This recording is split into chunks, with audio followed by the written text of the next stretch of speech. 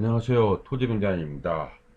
지난 시간에 이어서 이제 계속 토지거래 허가제를 했는데, 지난 시간에 이어서 토지거래 허가제도 있었죠? 허가구역 있고, 몇 점 기억하시죠? 이제 지난 시간에 이어서 이제 오늘은 완전 정리라고 그 제목을 제가 해놨습니다. 지난 시간의 내용에 좀 산발적으로 정리했습니다. 왜냐면 이해를 하고자 한 거니까, 이해를 하고자 뭐 조금씩 설명을 했습니다. 이거를 법률적으로 근거가 어디 있는지 법률, 앞서도 그 법률 조금씩 봤는데 법률적 근거를 찾아서 토지 거래 허가 구역을 한번 정리하는 시간을 갖도록 하겠습니다. 이렇게 되어 있고요. 먼저 보면은 이렇게 나오죠. 허가 구역 이렇게 나옵니다. 완전 정리합니다. 예전에 포스트한 적이 있습니다. 이제 기본적인 틈만 이렇게 정리하였습니다. 그래서 허가 규제라든지 여러 가지 정리를 안 한 것 같아요. 그래서 정리합니다. 이렇게 되어 있습니다. 이거는 지난 시간에 나왔죠. 몇 점짜리인지. 그러니까 미리 말씀드리면 왜 허가 구역을 지정했을까요? 왜? 저? 왜 지정했죠? 난개발? 방지? 그렇죠? 과열 방지? 그것 때문에 지정한 거 아니에요. 그럼 결국은 이 지정 끝나면 어떻게 될까요? 집가 상승은 당연히 따라오지 않겠어요? 그러니까 어떻습니까? 투자처로서는 저는 그렇습니다. 실무적으로 보면 오프라인에 보면 할 수 있으면 하시라. 할 수 있으면 하시라고. 투자. 방법론에 대해서는 많이 얘기하죠. 그러니까 이용 의무 기간을 조심해 하시고 할 수 있으면 하라. 저는 이렇게 얘기하고 있습니다. 왜? 몇 점짜리냐고? 저는 100점 줄 수 있습니다. 이렇게. 그래서 그 의미를 알아야 돼요. 그렇지만 토지거래 허가 구역에 대해서 찐 투자, 찐 팁 있죠? 이걸 모르고 단순하게 접근하면은 조금 조심스럽습니다. 그러니까 제가 앞전에 말씀드렸지만 토지거래 허가 구역에 대해서는 많이 연구를 하셔야 돼요. 돈 되는 거니까. 그러니까 위험한 것도 있지 않습니까? 이행강제금도 있고 뭐도 있고 의무기간도 있고. 그러니까 돈 되는 거니까 연구를 많이 하시면 토지거래 허가 구역은 괜찮은 투자처입니다. 괜찮습니다. 이거 수익률도 상당하고요. 그래서 그 내용을 잘 이해하시면 좋을 것 같습니다. 그러면 이제 허가 기준 앞서를 봤던 겁니다. 그러면 이제 보겠습니다. 앞서를 봤듯이 뭐라고 했냐면 부동산 거래 신고 등에 관한 법률 12조 허가 기준입니다. 앞서도 뭐라고 했냐면 다음 각 호에 어느 하나에 해당하는 경우를 제외하고는 이거를 제외하고는 1, 2, 3이 있거든요. 1, 2, 3이 있습니다. 세 가지가 있거든요. 세 가지가 있는데 이거를 제외하고는 뭐라고 한다? 허가를 해야 한다. 근데 이거에 해당되지 아니한 경우, 이거를 제외한 경우, 그러니까 이거는 허가해야 한다는 거죠. 앞서도 얘기한 걸로 했습니다. 한 걸로 기억하는데 했습니다. 뭐라고 했냐면 이걸 제외하고는 그러면 요게 제외하니까 이 한번 예를 들어 볼까요? 앞서도 똑같은 예인데 1, 2, 3, 4 있습니다. 이거 아래 어느 하나에 해당하는 경우가 이거라고 해요. 요거를 제외하고는 그러면 제외한다는 이거는 5, 6, 7, 8 쭉 있겠죠? 그러니까 요거는 허가를 해야 한다잖아요. 그렇죠? 이거는 하지 말라면 이걸 제외하고는 이거는 허가해야 한다 이 얘기죠. 근데 밑에 아래에 보니까 1번에 보니까 허용 목적이 강목의 이용 목적이 어느 하나에 해당하지 아니한 경우 요거가 하지 말라는 거예요. 이거 해당되는 경우라면 이건데 이거 빼고 다시 이거네요. 그러니까 결국은 요거는 허가하여야 한다 그렇게 되어 있습니다. 이렇게 보시면 되겠죠. 그러니까 어떤 게 허가를 받냐면 자기의 실거주자죠, 실수요자 주택 용지로 이용하려는 경우는 허가를 뭐 받아야 이거 배우하고는 뭐 그러니까 허가하는 거죠. 이쪽은 이거 쓰는 거는 허가합니다. 자기의 거주한 주택 용지로 이용하려는 경우 주택 용지로 이거 뭐합니까? 전원주택 개발한다, 전원주택에 산다, 거주한다. 그러면 허가하는 거죠.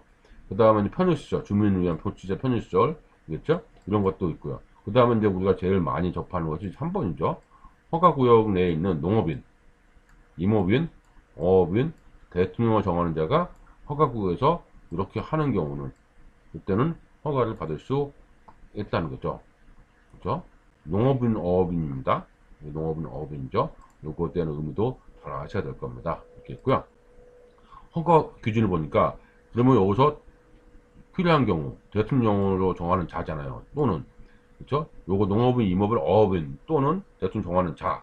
그렇죠? 이렇게 나왔습니다. 뭐가 있냐면 대통령 정하는 자라는 요게 이제 기준이 있죠? 여기 잘 보셔야 됩니다. 다음 항목에 어느 하나에 해당하는 사람, 농업인이죠. 농업인 있고 어업인, 임업인 있죠. 그래서 본인이 거주하는 거주예요. 거주하는 특별시, 광역시, 특별자치도, 시군에 소재하는 토지를 취득하려는 사람. 면접이 있어요, 없어요? 면접. 면접은 없죠. 면접이라는 게 없죠. 연재시군구. 그 말 없지 않나요? 그러니까 본인이 거주하는 시로 해야 된다는 거죠. 용인시다. 그러면 인접시가 화성시, 성남시. 이 사람이 받을 수 있다 없다? 아니죠. 어디로 가야 된다고요? 용인시 거주한 사람만. 그 얘기죠. 연접을 할 말이 없잖아요. 그렇죠? 아니면 요게 있습니다. 농업인 등으로서 농업인 등입니다. 이게 본인이 거주한 주소지부터 30km 이내면 되죠. 연재 출근구가 아니라 30km 따졌네요. 30km. 그렇죠? 30km. 30km 이내에 소지하는 토지를 출입하는 사람은 되네요. 이렇게 있습니다. 세 번째는 뭐라고 됐지만, 세 번째는 다음 항목에 어느 하나에 해당하는 농업인 등으로서, 이거 지울까요? 지우는 거죠. 협의항도 하거나 수용된 날로부터 3년 이내에, 3년 이내에 협의항도 하거나 수용된 농지 배치하기 위해 본인이 거주하는 주소지부터 이건 80km네요. 80km 안에 소지하는 농지를 뭐 취득한 사람은 되는 거죠. 대신 이제 수용량 실제 경작자 한정어 농업 손실에도 보상받는 사람입니다. 이건 또 80km네요. 그러니까 우리가 요거는 뭐 특수한 경우고 특이한 경우 실전 투자는 많이 안 나오는 거죠. 뭐 따로 정하는 경우도 있지만 제일 많이 나오는 건 요겁니다. 요거. 그렇죠. 그러니까 이 농지 소재지, 그 토지 소재지에 있거나 소재지에 거주하는 거 뭐죠? 주민등록증에 되어 있어야 되는 거죠. 실제 거주도 따집니다. 거주 주민등록증 되어 있어야 되죠. 거기나 30km죠. 연재신고는 없습니다. 연재신고가 없잖아요. 여기 아무리 봐도 없죠. 연재신고는 없습니다. 이렇게 보면 되겠고요. 그 다음에 이제 허가 기준은 이제 구토물 요건을 정하는 자, 그 요건 갖춘 자 요거 나오죠. 요거 그렇죠?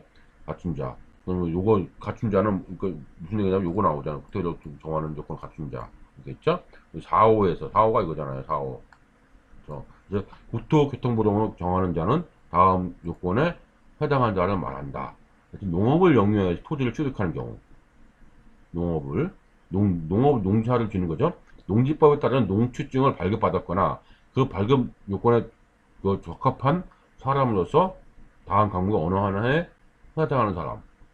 그러니까 뭐만 받으면 되는 거죠. 이건 나죠, 나. 오화잖아, 오화. 오화 아닌가요? 오화입니다. 그렇죠? 그러니까 농취증을 받으면 되는 거네요. 토지를 허가국에서 농취증을 받았으면은 이건 허가를 받은 것을 보는 거죠. 그렇죠? 농취증을 받으면은 정하는 요건을 갖춘 자.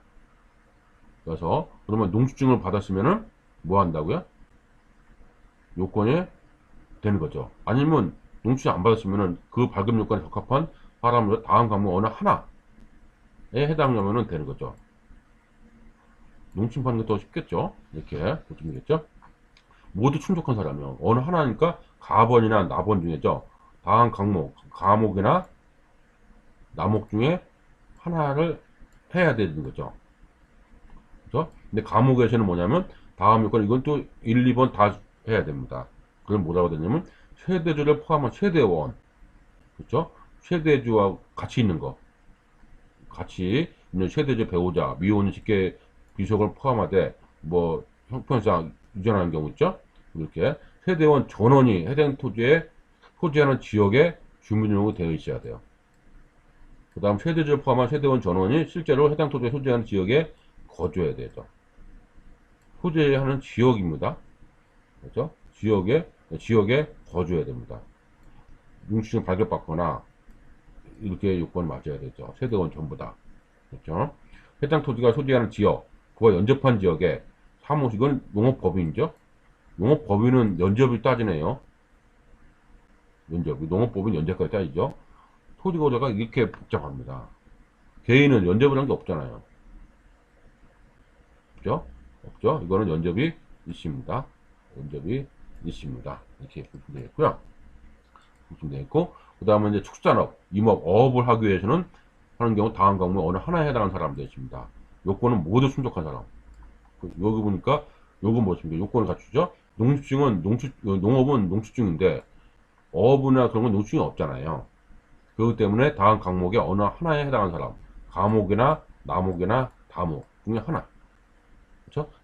뭐 있냐면 다음 요건을 모두 충족한 사람, 모두의 것도 세대주를 포함한 세대원 전원이 해당 토지 소재한 지역에 주민등록이 되어 있었고 실제로 거주해야 되고 실제로 위업을 하고 있어야 돼요.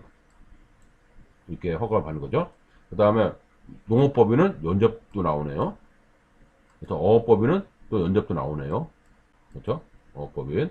축산업, 임업, 어업을 요구할 때는 이런 경우 된다. 그러니까 농지를 우리가 많이 뭐 허가를 받는데 그때 뭡니까? 농축증은 발급받아야 되죠. 그러면 이제 임업인도 많이 하지 않습니까? 임업인. 그 임야. 그때는 뭐 합니까? 이 요건을 갖춰야 되는 거죠. 이렇게. 이 요건을 갖춰야지 된다. 이 얘기입니다. 농업법인입니다. 이쪽, 이 요건 있죠? 이 내용이 실전에서는 어마무시합니다, 이거. 이 내용 어마무시합니다, 실전에서는. 반드시 알아야 될 내용입니다. 엄청 제가 강조하고 있습니다, 이거. 엄청 강조하고 있습니다. 또 이제, 라, 마, 바. 요거는 이제 뭡니까? 우리가 봤듯이, 앞절에 봤듯이 공익적인 거잖아요. 공익적인 것은 뭐, 우리하고 크게 무관하죠. 살짝 보시면 될 것 같고, 그 다음에 대통령 이용하는 경우 허가 규준입니다. 요거 때문에 일상적인 것과 통상의 경제할 때 필요한 것이어서 대통령 정한 용도에 사용하는 경우, 어떤 경우? 이런 경우. 그래서 공익, 뭐 이런 거 있고, 그 다음에 현상 보전. 그래서 어떤 경우에 개발 이용에 제한되거나 금지된 토지여서 교통부를 정한 토지에 대한 현상 보전의 목적으로 토지 개발 안 하는 목적으로 그런 경우 있겠고요. 그 다음에 여기에 따라서 임대사업을 할 수 있는 자가 임대사업을 정하여 위하여 건축물과 그에 따른 토지를 취득하는 경우 이런 경우는 된다는 얘기죠. 임대사업을 할 수 있는 자가 임대사업을 위하여 건축물과 그에 따른 토지를 취득하는 경우도 되는 거죠. 자기의 뭐라고 했습니까? 앞서 자기의 토지 이용 목적에 사용해야 되는데 이거 예외적인 거죠. 그건 예외적인 겁니다. 이렇게 보시면 되겠죠. 이런 경우는 많이 그 뭐 사례가 많지 않은데 우리가 요건 농지가 우리가 정확히 알아야 될 것 같아요. 그 농지하고 요 농지 그다음에 축산업, 임업, 어업을 영위하기 위해서 토지를 취득하는 경우 이 내용은 정확히 알고 있으면 좋을 것 같습니다. 이렇게 있고요. 이렇게 있고 그 다음에 이제 시행규칙, 허가기준을 이거 조금 더 봤고, 시행규칙. 이번에 보니까 토지 거래 계약을 체결하는 시자에 토지의 목적이 다음項目의 어느 하나에 해당할 경우, 맞지 않으면은 안 되죠. 규칙이면 안 되는 거죠. 이거는 아니라고 했으니까, 이거가 아닌 경우라고 했잖아요, 여기. 답이 뭐라고 했습니까? 이 법이 맨 위에 보니까, 그렇습니까? 계획은 허가해야 한다. 그거죠. 그러면 다시 오면 허가해야 한다는 얘기는, 요거는, 이거를 제외하고는 허가해야 한다. 이 얘기죠. 그다음 면적에 또 맞고, 그렇죠. 이상과 같은 내용이 토지거래 허가구역 허가 기준입니다. 이렇게 되어 있습니다. 요 내용인데 새롭게 또 보완되어 있으니까 새롭게 보완된 내용을 다시 한번 보시면 될 것 같습니다. 이렇게 있고요. 아래 내용까지 알아야 되겠죠? 적용을 배제하겠습니다. 경매는 허가 안 맞는다고요? 공적 부분은 제외하겠고요. 그래서 특례를 보겠습니다. 1항에 보니까 뭐 양쪽에 공적인 허가를 받은 것을 본다고 했습니다. 이게 공공기관이잖아요. 이런 건 우리하고 뭐 상관없으니까. 근데 이번에 보니까 뭐라고 나왔냐면 11조를 적용하지 아니한다. 수용. 경매가 있죠. 근데 공매가 없잖아요. 그렇죠. 근데 그 밖에 대통령령으로 정하는 경우 이게 의심스럽네요. 이게 그러니까 이걸 토지가 허가구역을 적용하지 않는다. 수용은 허가 적용이 안 된다고요. 수용은 개발하니까 허가 받으면 안 되죠. 뭐 받을 수가 없죠. 경매도 나왔습니다. 그러면 여기서 그 밖에 대통령령으로 정하는 경우는 다음 어느 하나에 대한 경우다. 이게 뭡니까? 이게 대통령. 이거예요. 대통령으로. 이렇게 정하는 경우는 해당하지 아니한다고 되어 있습니다. 그럼 대통령은 뭐가 있을까요? 이렇게 보면은, 1번에 보면은 공익작업을 위한 토지 등의 공취 수용죠? 뭐 소비 취득하거나 사용하거나 판매하는 경우 이거는 허가를 받지 않는다는 거죠. 뭐 이렇게 소비 취득 이겠죠. 제가 초록색으로 이렇게 지나있습니다. 한번 볼까요? 초록색에 밑에가 세 가지가 있거든요. 그러니까 요거 이렇게 세 가지죠. 세 가지가 있거든요. 네 가지네요. 네 가지가 있습니다. 그럼 네 가지 볼게요. 이번에 보니까 구구재산법, 구구재산종합계획에 따라 구구재산을 일반 경쟁자로 처분하는 경우. 이게 뭡니까? 이게 공매거든요. 구구재산 처분하려면 공매를 해야 됩니다. 그 다음 공유재산 및 물품관리법에 따라서 공유재산 관리계획, 이건 구구재산이고, 이건 공유재산. 일반 경쟁자랑 좀 똑같죠? 이건 뭡니까? 이거 공매죠.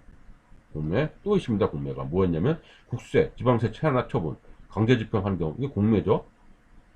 근데 또 있습니다. 캠코가 요거에 따라서 토지를 취득하거나 경쟁 입찰을 거쳐서 매각하는 경우 또는 뭐야 돼요? 한국자산관리공사 매각이 의뢰돼요. 팔아달라고 3회 이상 공매시나 유찰된 토지를 매각한 경우 제외됩니다. 여기서 우리가 조심해야 될 게 딱 하나 있죠. 뭘까요?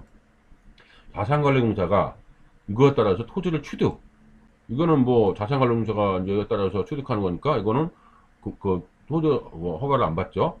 경쟁 입찰 거쳐서 매각하는 경우 하거나 경쟁, 이거는 아니죠. 여기까지 아니죠. 요거 있습니다. 요거 한국 캠코에다가 매각을 의뢰했어요.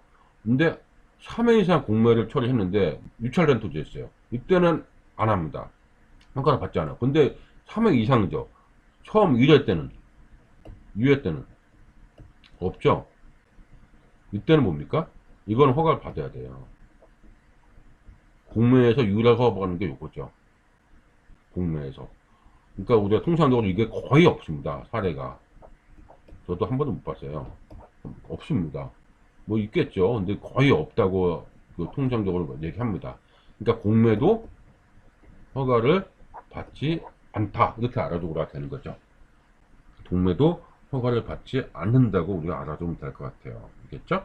그래서 이해가 되셨을 겁니다. 이렇게 보고요. 이거 하나씩 이제 보도록 하겠습니다. 그러면 이렇게 나오고 4번은 뭡니까? 뭐 보류지, 빈집 이런 거 있고, 그 다음 5번에 보니까 이게 됐어요. 채비 환예정지로 지정된 종전 초지를 처분하는 경우, 그렇죠? 환처분하는 경우, 채비지도 매각하는 경우, 이것도 허가를 받지 않습니다. 그렇죠? 종전 토지를 처분하는 경우, 토지를 공급하는 경우, 환지가 여기에 속하죠. 환지가 주택법 여기에 있고, 뭐 여러 가지 있고, 그 다음에 분양하는 경우, 산업단지 개발사업, 준산업단지, 그 공장 있죠? 분양하는 경우도 아니죠. 이렇게 있죠? 쭉 나와 있습니다. 우리가 크게 뭐 토지하고 관계 없는데, 우리 경매하고 공매만 정확하게 기억하시면 돼요. 거기다 환지까지. 나머지는 다 공공기관에서 하는 거예요, 다. 그렇죠? 분양하고 뭐 이렇게 하는 거 이런 겁니다. 한번 팁 정리가 있습니다. 제가 위의 내용을 정리했습니다. 한국자산공사 캠코가 진행하는 온비드 공매로 낙찰받는 경우 대부분 허가가 필요하지 않습니다.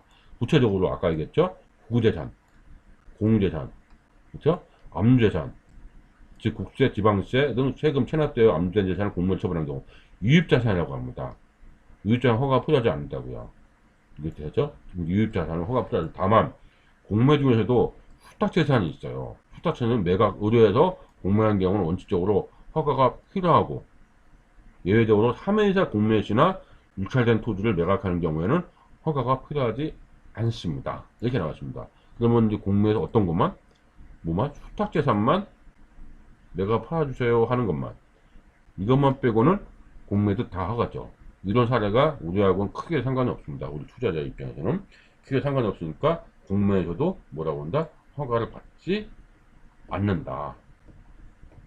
그렇죠? 공매를 허가를 받지 않는다고 이렇게 보시면 되겠죠. 이렇게 보시면 정리가 되겠죠? 이렇게 보시면 되겠고요. 그래서 마지막으로 이 농지대에서 토지가 허가를 받은 경우에는 허가를 받은 것으로 봅니다. 그래서 농지증 허가를 받으면은 됐죠. 또한 토지 허가증 받은 경우는 이 검열을 받은 것을 본다. 이렇게 해서 모두 정리한 거 있습니다. 이렇게 했고요. 그 다음에 매수 청구와 선매제도가 있었네요. 매수 청구는 끝나로부터 1개월 이내에 매수할 수 있다는 거고, 선매제도는 미래를 정해서 팔 수 있다는 거죠. 이건 한번 읽어보시면 될 것 같습니다.